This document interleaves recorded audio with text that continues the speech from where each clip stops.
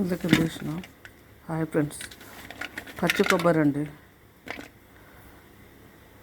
ఇదో పాలు పట్టి ఇలా పాలు పిండేసి పచ్చి కొబ్బరి,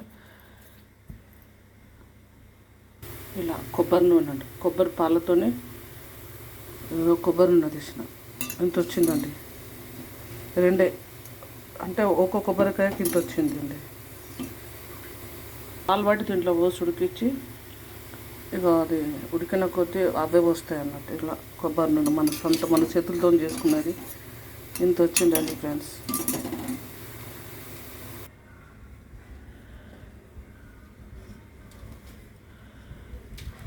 ఇది పాలు తీసినదండి, పొట్టు. ఇది